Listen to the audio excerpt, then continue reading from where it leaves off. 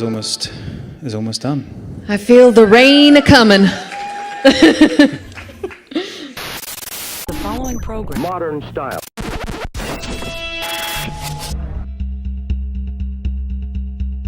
Now, how long ago, could you put this on perspective, how long ago did you shoot this first episode? How long has it been? Over a year ago. My God. Yeah, we started the 14th of August last year. Wow, yes. And then we had to do some ADR on it as well, actually, at some point, which is when you put the voiceover on top of it. Additional digital recording. That's right. Quite recently, and it's kind of mad when you see it, like a year later, and you're like trying to remember what was going on. Well, can you remember, can you go back to the battlefield and talk about what it was like shooting that? Because a lot of explosions, dirt flying. We were all very excited to shoot Culloden. We've talked about it for 2 seasons, so it was good to finally get to do that. And a lot of the people involved, the extras, we have this great sort of reenactment group who work with us, and they were all really excited to do the battle. And it's something, it's very much part of the Scottish culture, Culloden. We're all very aware of it, so it was great to finally get a chance to bring it to screen. Now, Katrina, when you start the scene, walking across all the dead people, I know you told me, besides the fact that you said that you heard people snoring while you were doing that, which is an incredible story. Beyond that, one, how cold was it when you did that? And was that literally the first scene that you and Sam did together for the new season? Yeah, I believe so. It wasn't that cold because it was it's cold always in Scotland, but it was... You weren't lying there for days. Okay. Yeah. Darling, let me tell you.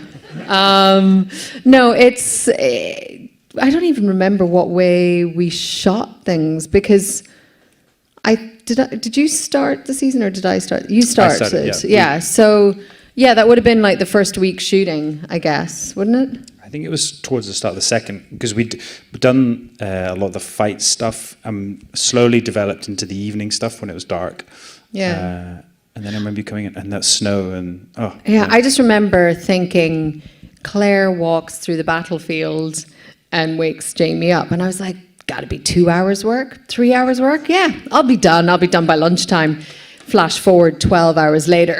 I'm like, really? You want me to walk again? It was one of those things where you can never think you have a half day ever on this business.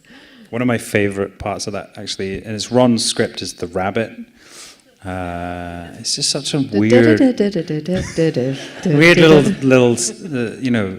fact that James sort of, in his deliriousness, sees this rabbit. But we shot the rabbit at the end of this season when we're doing pickups.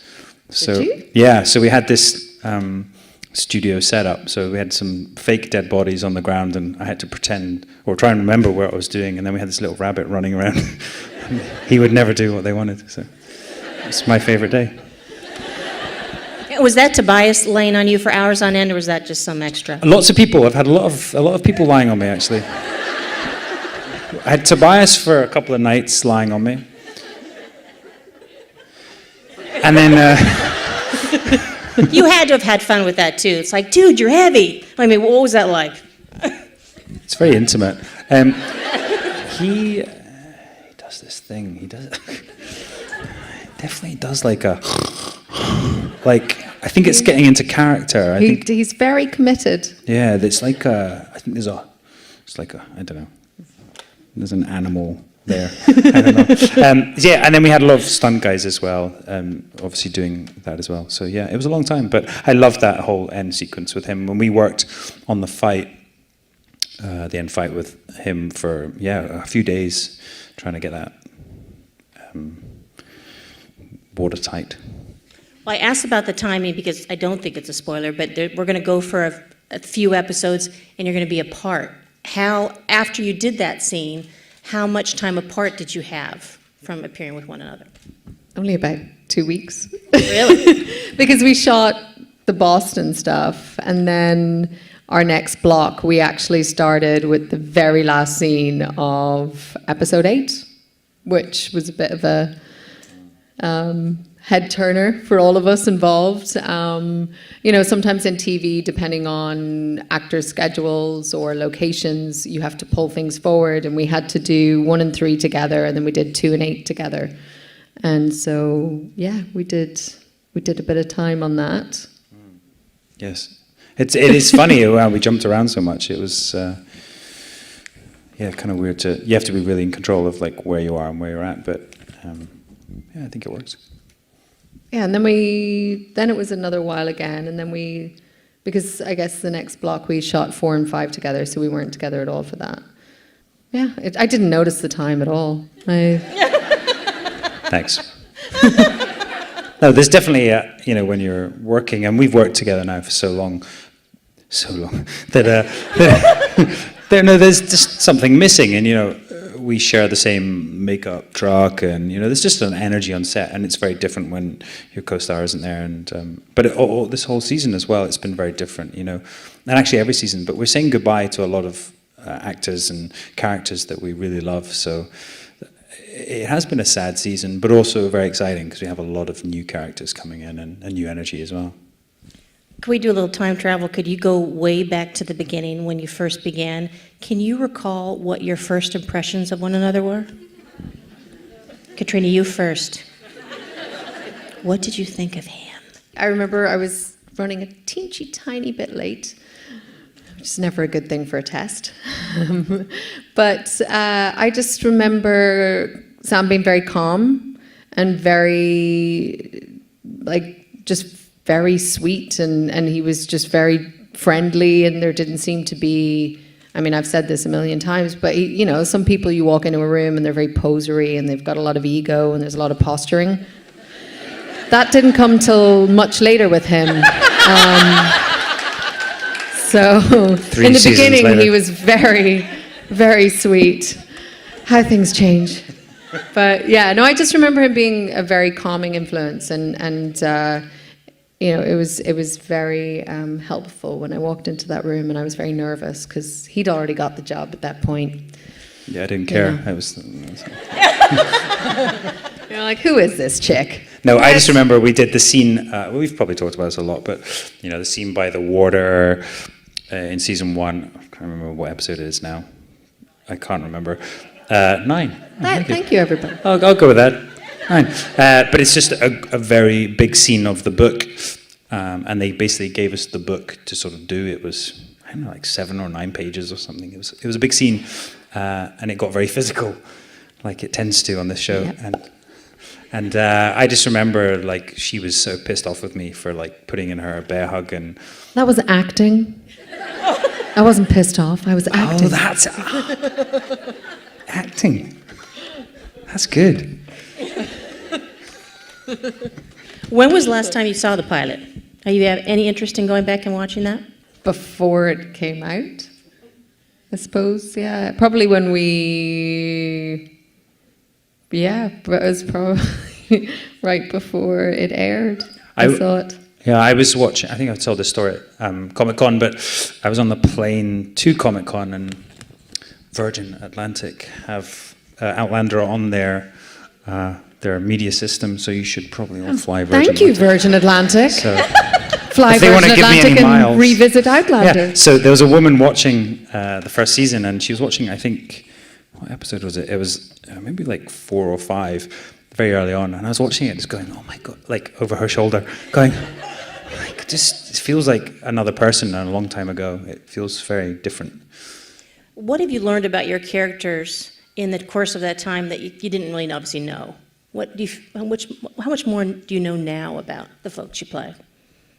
I think when we started, yes, you start from a place of, okay, well, this is what I think this person is, but you haven't gone through any of the experiences. You can amass as much sort of background information, and you can kind of try and be like, right, I think we're going to do this, and I think we're going to do that. But once you live through scenes and you live through the experiences, it informs everything you do afterwards. So it's just a continual process of learning and growing, and hopefully we have a long time more to go, and we'll get to know them more and more as we go along. Yeah, I think they surprise us, and this season is no exception. It's very different. It was amazing to discover who Jamie was or is without Claire. So that was interesting, but it's strange, isn't it? Because every time we get presented with new scenarios by our writers, or it's in the book, but there's always this like struggle internally with us going, would they do that or would I do it? And then you have to find like a place where you ultimately allow the character to do what they would do, and you have to justify it, and then you learn something about the character and go, why did he do that? It's stupid, but ultimately that's the character, and so that's kind of interesting. You two are in this elite club now, actors on massively successful shows. So if you had the opportunity to compare notes or ask advice of a Kit Harington on Game of Thrones or an Ellen Pompeo on Grey's Anatomy. You, Jon Snow. Wait, did you hear what he said? Okay, if you're at a dinner party with these people, what experience would you share with them? What would you talk about?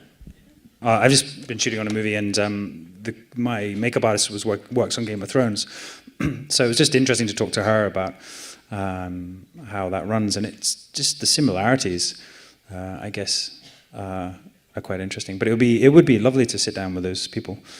I think I have a friend who's on a long-running show, and I sat and I was talking to him it's almost a year ago now. But I think it's how do you retain the freshness season after season? I think that's something that you always try and strive for, that you never really want to rest on your laurels, and you never really want to just do the same thing over and over again. You want to constantly feel like you're being challenged, and that retains your interest, and that retains your excitement about a character. And I think it's always interesting to hear people who've done it before, how they go about it, and how do you make sure that you're doing the best job you can do and getting as much out of this experience as you can, because it is very rare that this happens. And I think we're very aware of that. We're definitely very fortunate, and we're very lucky. And I think you just want to make the most of those situations when they're presented to you. I was wondering if any of you had any questions. No? None. Okay. There doesn't seem like there's many. We got some microphones going around. Go ahead and raise your hand. We're going to start over here. Go.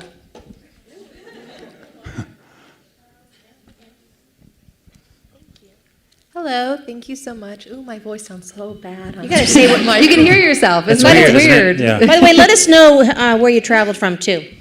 I traveled from Astoria, Queens. Yay! Okay. And so far. My question is for both of you. I'm curious to see, for every episode, about how many hours do you guys have to shoot? Because I know it's probably like 50 pages. All right, can somebody do maths really quick? Not me. So we generally shoot, 12, sometimes 13 days an ep, right? Yes. Yeah. Thanks. We double bank. So that's, then that's 11 hours shooting, 12, no, 12 hours shooting day. 12 hours shooting. Unless it's a 10-hour day. Yeah, sorry. So 12 hours shooting, 12, 13 days a week. Someone can calculate that, because I can't do it. But then they go over sometimes. So we actually, in comparison to a lot of shows that are shot in the US, a lot of network shows or a lot of shows that are shot here are generally on an 8-day schedule. So we do have the luxury of more time. I think that's partly because the nature of our show, we don't really get to run 2 units at the same time. I think also we shoot outside a lot. That also, and we just like to put a lot of effort into what we put on the screen. I think the prep as well, on like a modern TV show, I think you could probably turn up, an hour before and get your hair and makeup done, and you're on set. We have so much. We're in hair and makeup. Takes a long time to make him Jamie Fraser. It does. Yes. Next question, over on this side. Moving on. Hi, I'm Jennifer, and I live in Harlem, so not a far away. If you could appear on Broadway, what role would you want to play? Ooh. Does it have to be a musical? No. It doesn't have to be musical, just something I can market. I would love to do The Lovers, a Harold Pinter play. Oh, that's great. I could be... Do you want to do it together? Yeah. Should we do it? You know, the second half of the young couple on the hill. I could be the really young kid. He's like 14 or something. Yeah, I think I will. I think you've passed that. I think I'm past it. It's like, Next question over here. Hello, I'm Lisa from Iowa, so a little bit further away. That's far. Flight. Soon to be Alaska, so a little bit further. oh, wow. Yeah, my question is for both of you. Many of us in here get the story from the books or from Davina Porter or from what you guys do, and we talk often about how we have different Jamie and Claire. We have a book Jamie and Claire, we have a Davina Porter Jamie and Claire, and then we have you guys. When you guys read the books or audiobooks or however you choose to digest that material, do you imagine each other or do you have your own Jamie and Claire? That's a legit question. That's a completely legit question. I don't know. I mean, I read the books. What do you mean you don't know? I mean, I don't think I've thought about it. I mean, I don't think they're not us. I don't know who they are, but they're different people in my head. I don't know. Yeah. Well, you answer the bloody question. Well, no, yeah. She's a lot more mouthy in the book, isn't she? Like, shut Careful. up. Shut up. No.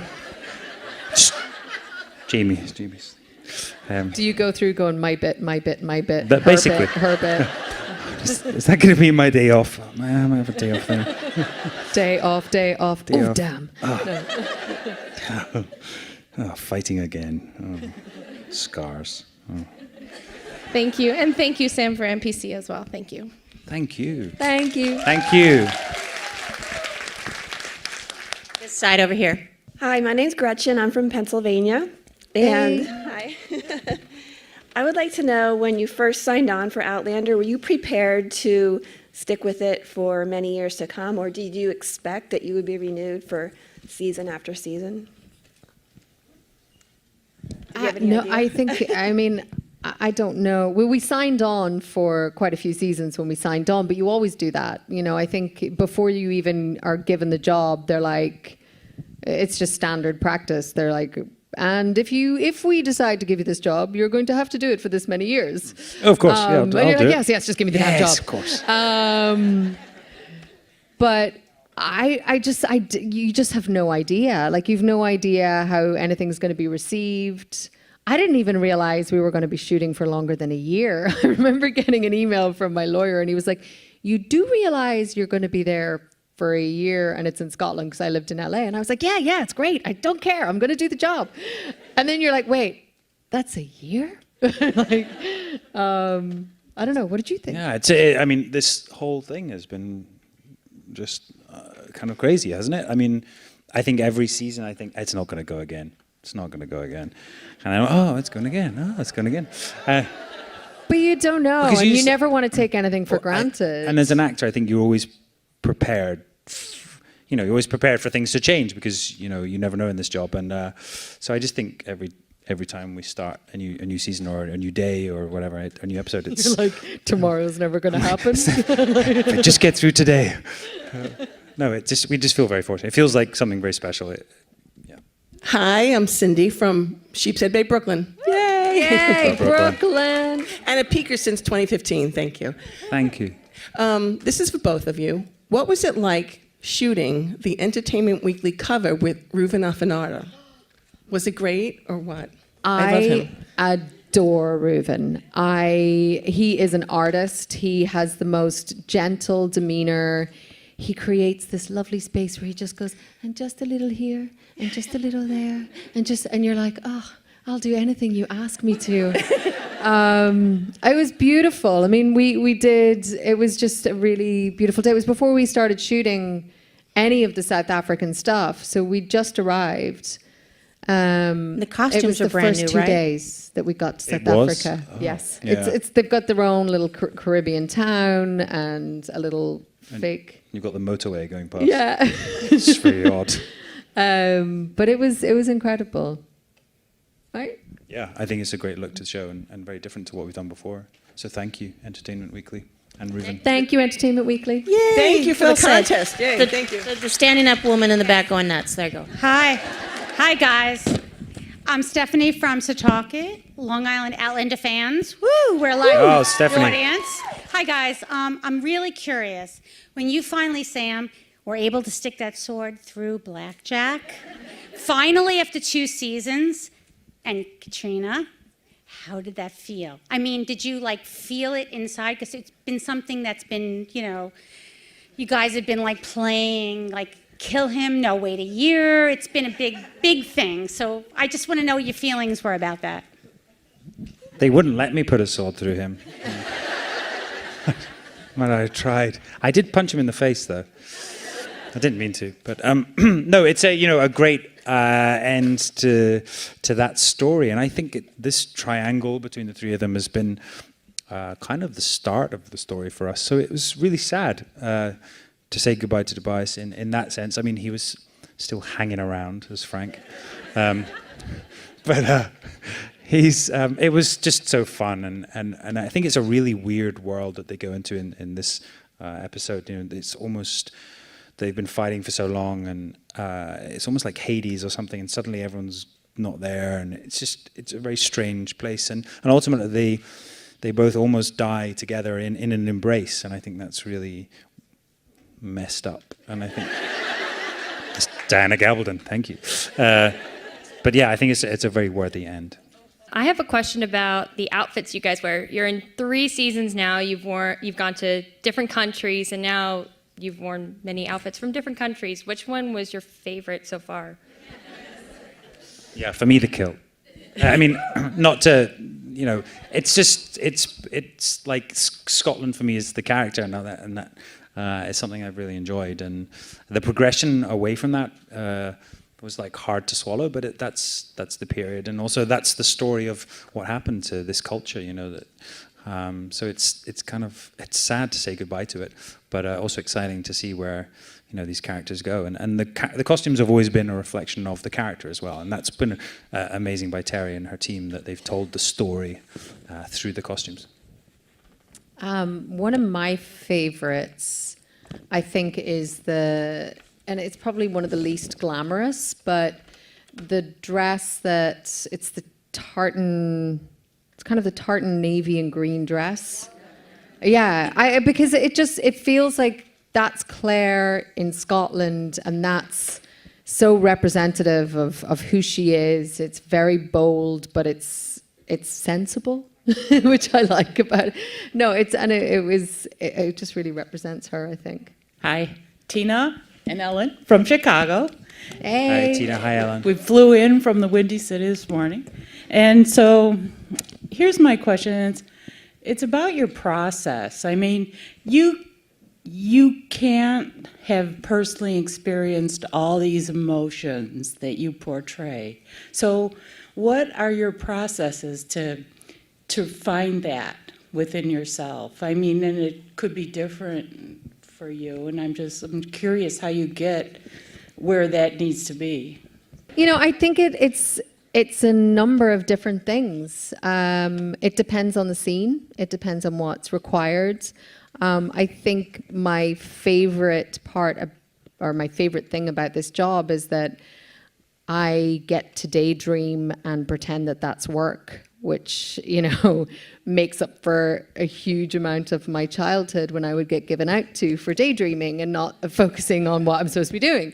And now you get to just live in your imagination, and that's, I think, where a lot of you play out scenarios and you just go into a dream world, and that's where I find a lot of stuff. But I also, I like to read. It depends. Sometimes it's a piece of music that will bring you to the place.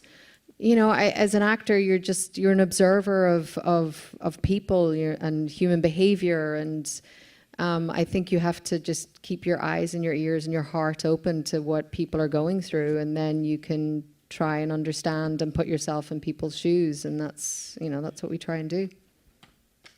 Good answer. Well, thank you. No. God, that's such a big question. But I think this season, Jamie goes through a lot, so that was really exciting for me to be given that challenge. And how do you go to those places? Each episode was different, and he's in different stages of grief, and I don't know, it's funny. As you said, I think there's different things. There was an image in my head for some of the scenes, and then others, something else. So music too is also kind of evocative. I don't know, you have to find the thing, the little trigger, exactly, for each moment. Well, I think with everything, you can only understand it through your own funnel, I think every situation that you live through can be reflective or can be a reminder of something else.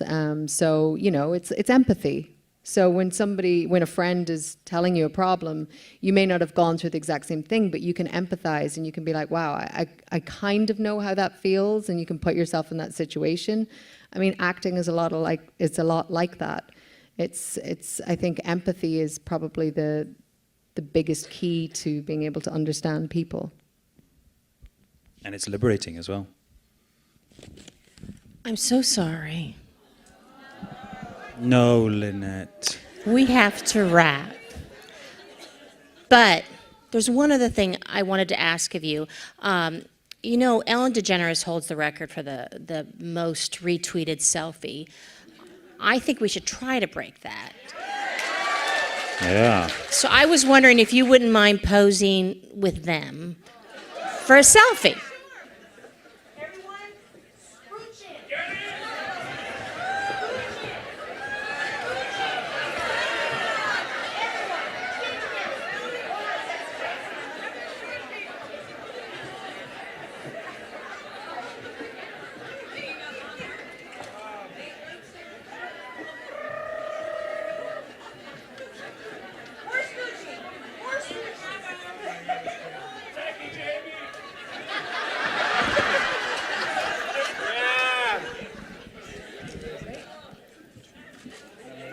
Thank you so much. Thank you, everyone.